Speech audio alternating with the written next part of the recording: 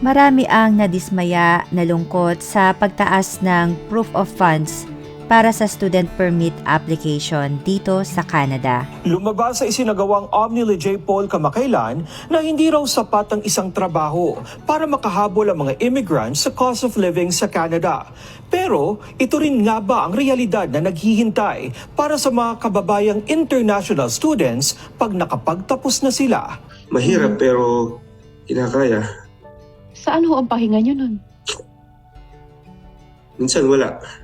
Nagawan ko siya ng paraan para yun nga makapagpadala ko ng money sa family ko, na makapag-save ako, mabili ko yung mga kailangan ko, at saka masupport yung partner ko since nandito na siya. Kaya naman for today's video ay pag-uusapan natin ang tatlong bagay. Number 1, ano nga ba ang dahilan at itinaas na ang proof of funds requirement para sa student permit application dito sa Canada? Number 2, alamin naman natin ang mga opinyon ng mga nakatira dito sa Canada sa usaping pagtaas ng proof of funds sa mga aspirants or nagpaplano na pumunta rin ng Canada. And lastly, alamin natin ang realidad ng buhay ng mga international students na kumakayod ng 2 to 3 jobs para lang makasurvive sa mga gastusin. Marami ang nagulat sa naging announcement ng Minister of Immigration, Refugees and Citizenship, Honorable Mark Miller, patungkol sa pagdoble at higit pa na proof of funds requirement para sa mga international students. At ito po ay dahil sa mabigat na dahilan na para maging financially prepared ang mga international students sa buhay na dadatnan nila dito sa Canada. And according to the immigration, since early 2000 pa ang proof of funds requirement na 10,000. And comparing 2000 to year 2023, and ngayon 2024 na po, ay talagang ang laki na ng pinagbago ng mga gastusin dito sa Canada and I believe all over the world. Talagang iba na ang presyo ng lupa, iba na ang presyo ng mga pagkain at iba pa. Kaya ang nangyaring pagbabago ay para mabigyan ng realistic financial view ang mga students or newcomers. Some say na ang 20,635 na itinaas na proof of funds sa student permit application ay hindi pa nga sapat. May nagsasabi na 30,000, dapat ay 40,000. Kaya po nila siguro nasasabi ito dahil sa per province, iba-iba po kasi ang cost of living. May mga city na very expensive. Sa renta pa lang ay makikita mo na yung huge difference ng mga expensive city or bigger city compare sa mga rentals na mga smaller city. Pero basically, I would agree as well na dapat na talagang itaas ang proof of funds requirements para mag-match sa itinaas na cost of living over the years. At nasabi ko na rin po sa mga nagawa kong mga videos before na ang proof of funds ay kailangan po talaga and will play an important role to your success in Canada. Magiging mahirap po ang sitwasyon kung magiging problematic tayo financially, hindi tayo makakapag-focus sa mga dapat natin na ilaan ng oras, ng energy, ng pag-iisip, lalo na kung nag-aaral po dahil ang pag-aaral po as student ay hindi naman po madali. Marami pong pinapagawa. Most of the time, loaded po ang mga ginagawa sa school. Meron pong iba dito na hindi talaga nag-work para lang makapag-focus sa pag-aaral dahil sa hindi na nila nakikita ang kanilang sarili na kaya pa ba nilang magtrabaho at the same time ay mag-aaral. Example ko na lang din po yung husband ko sa unang-unang SEM niya ay talagang napaka-loaded po at hindi niya maisip na makakapag-work pa siya sa dami ng ginagawa niya sa eskwelahan. Wala ng oras. So, we cannot expect ang mga future income kasi we don't know the future. Hindi natin alam kung kailan ka ba makakapag-start ng work, makakakuha ka ba kaagad ng work pagdating mo agad-agad in a perfect scenario.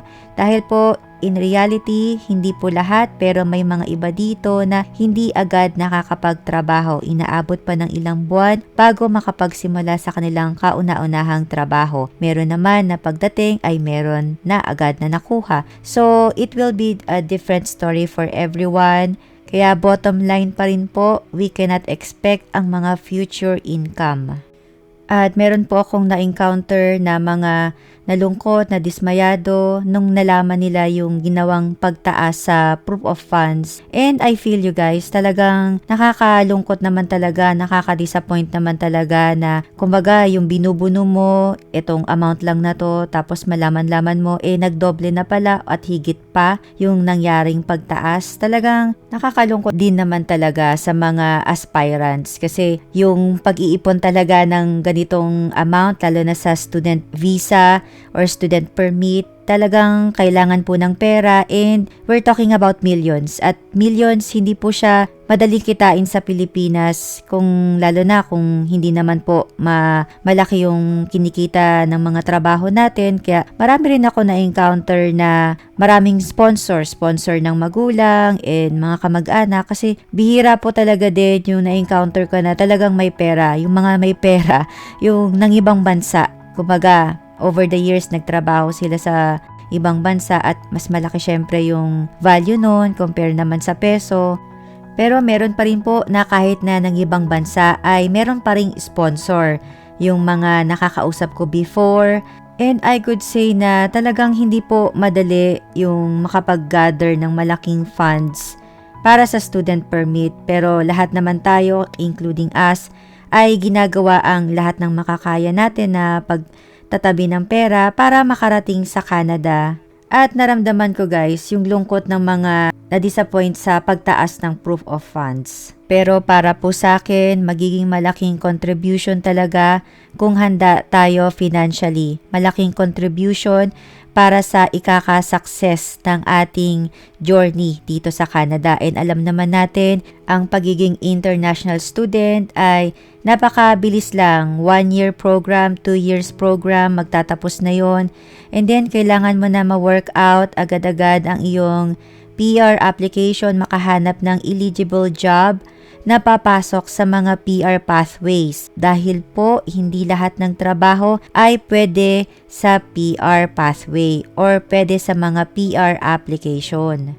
Alamin naman natin ang opinion ng mga current student or kung hindi man current, nanggaling sa student at yung pagtatrabaho nila dito sa Canada, ano yung experience nila sa sinasabing pagtaas ng cost of living. Ito, sabi ng isa, the funds are there for your own use, pantawid up to makapagtapos. Kung kulang or eksakto lang ang baon nyo, wag nyo na ituloy at may stress kayo on a whole other level pag nandito na kayo. Para kang sumabak sa gyera na kulang ang bala mo. Umalis kami in 2019 pero kung ngayong 2024 pa kami sumubok, hindi na dahil ibang-iba na level na ang gastos ngayon. May nag-share din, sabi niya, I joined this group with full intentions to apply for SP, myself or my eldest daughter. I've been to Ontario with my family several times on vacation since 2018 to present. Until now, I have not filed any applications. I always contemplate because I find Canada very costly. Sa amin, importante ang retirement benefits and healthcare. That is the only reason pulling us to apply. Pero apart from that, mas magaan ang buhay dito sa Pilipinas. Advice lang po kung sa Pinas pa lang po ay nahihirapan na kayong dumiskarte para sa pang-araw-araw na gastusin, mas mahihirapan po kayo pagdating nyo sa Canada. Kailangan nyo po ang dobleng tapang ng loob, pag-isipan nyo pong mabuti. At nag-share din ng experience ang bagong dating. Sabi niya, as of now, mahirap dito maghanap ng work. We arrived here November 8, until now wala pang work. Malaki yung rent sa house. Yung anak ko hindi pa nakakapasok sa school kasi wala pa kaming exact address. Nagstay pa kami sa sister ng asawa ko. Hindi pa pwedeng lumipat kasi wala pang trabaho. Walang sapat na pera galing ng Pinas. At may nagsabi rin na hindi naman talaga enough ang POF na 10,000 for 1 year na living expenses. Even that 20,000 allowance is still very low, sobrang tipid na yan. At may nagsabi rin na time and again, a lot of people here have always reminded yung mga nag-a-apply pa lang. Ang pinakamadali po ay yung makarating dito. Ang tunay na challenge ay yung masustain nyo yung buhay dito as a student. Hindi po biro ang gastos, ang hirap sa paghanap ng tirahan, paghanap ng trabaho, pakikisama sa ibang tao, at ang pag-abot sa permanent residency. Para sa ikabubuti nyo, yung ma-assure nyo na may sapat na baon kayo bago pa kayo sumabak dito. And last part ng video, alamin naman natin ang realidad ng buhay ng mga international students na kumakayod ng 2 to 3 jobs para lang makasurvive sa mga gastusin. Mabasa isinagawang Omni ni J. Paul kamakailan na hindi raw sapat ang isang trabaho para makahabol ang mga immigrants sa cost of living sa Canada. Pero ito rin nga ba ang realidad na naghihintay para sa mga kababayang international students pag nakapagtapos na sila? May report si Paula Saraza. 7-Eleven ako sa airport, weekends. Then weekdays, dito ako sa mall. Isang bubble tea. Ayun. Mahirap pero kinakaya. Saan ho ang pahinga nyo nun? Minsan wala. Pinagsasabay ng international student na si Roy Lingat ang trabaho at pag-aaral buong linggo. Malaking bagay daw kasing masulit ang temporary policy na ipinatupad ng Immigration Canada kung saan maaaring magtrabaho ang piling mga international students ng mahigit pa sa 20 oras kada linggo. Double job din ang kanyang asawang may open work permit naman. Mula sa pakikitira sa mga kamag-anak, kalilipat lang ng pamilya sa isang shared townhouse, kaya naman ramdam ni Lingat ang malaking adjustment sa gastusin.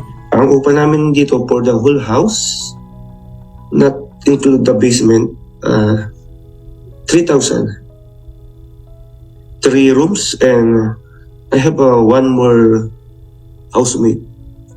Kulig ng misis ko. Sa isinagawang Omni ni J. Paul kamakailan, marami sa mga immigrants ang nagsasabing kulang ang isang trabaho para makahabol sa mataas na cost of living sa Canada. Kasalukuyang dalawa rin ang trabaho ng international student na si Glycy Maliksi, nakasama sa Canada ang partner na naka-open work permit. Umaasang makapag-ipon ng sapat para sa mga susunod na buwan bago mapaso ang pansamantalang polisiya ng IRCC. Nagawan ko siya ng paraan para yun nga makapagpadala ko ng money sa family ko, na makapag-save ako, mabili ko yung mga kailangan ko, at saka masupport yung partner ko since nandito na siya. Wala pang detalye mula sa IRCC kung i-extend ang temporary measure na nakatakdang mapaso sa katapusan ng taon. Para kina Lingat at Maliksi, handa silang harapin ang realidad na makatapos man sa kanilang pag-aaral. Tuloy pa rin ang pagtatrabaho ng doble o higit pa. I'm a young adult, so syempre yung burning passion to earn money, to work, nandyan pa.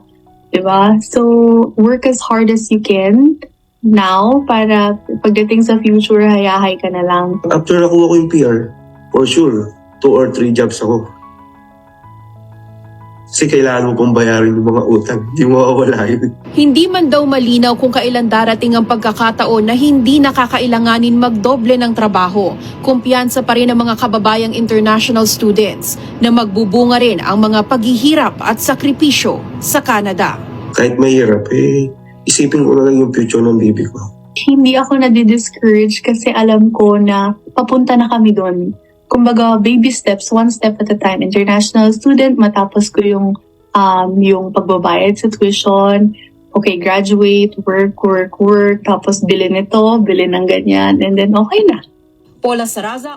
Siguro yung idadagdag ko na lang sa last statement ni ate is yung pinaka-endpoint ay ma-work out yung permanent residency dahil it will bind us permanently sa Canada. So, hindi naman tayo forever na naka-PGWP or work permit dahil sa may mga expiration po ito. Then, tingnan naman natin ang mga comment.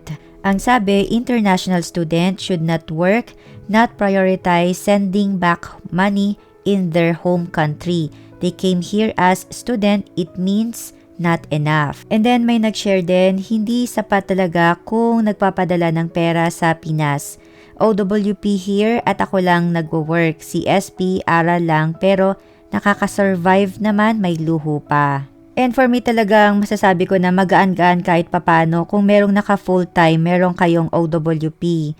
So ito lang talaga din yung advantage pagka yun, merong kayong partner or spouse na kasama kasi pwedeng mag full-time, mag double job.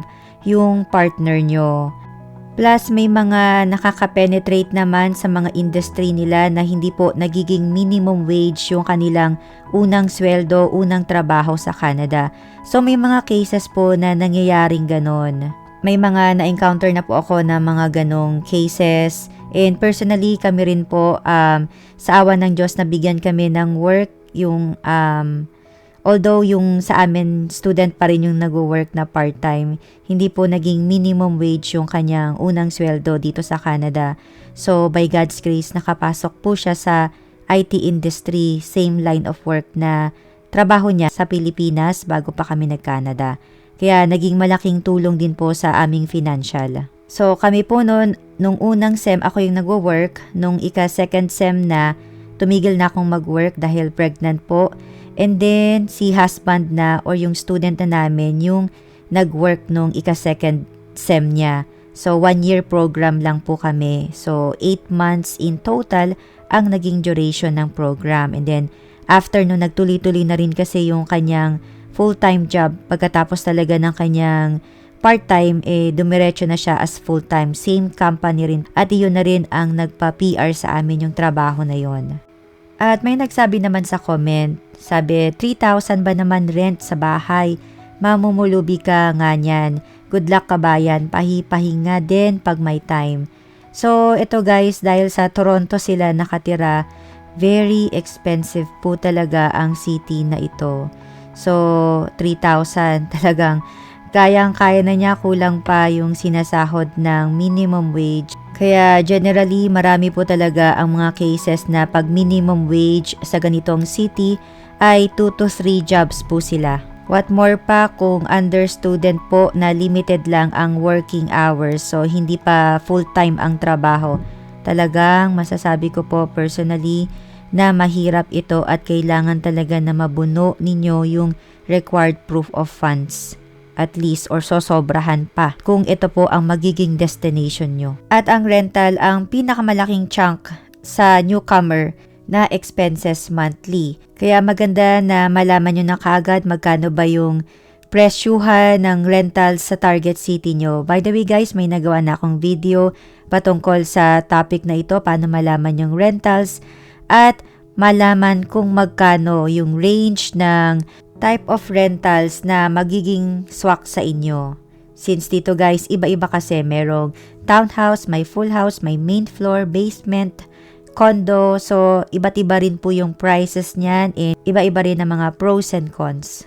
At may nagsabi rin na, don't get me wrong, Canada is expensive but it also depends on your way of living, your lifestyle. Some Filipinos are so maluho. As they say, Canada is getting more and more expensive. Kaya sa panahon po ngayon, maganda talaga na handa tayo financially at hindi po show money lang. Talagang proof of funds na gagamitin po para sa ating settlement dahil may gastos po talaga. Kung bagong viewer po kayo ng aming channel, please consider subscribing. We feature videos about student process, work permit, visitor's visa application, PR, immigration topics, and life here in Canada.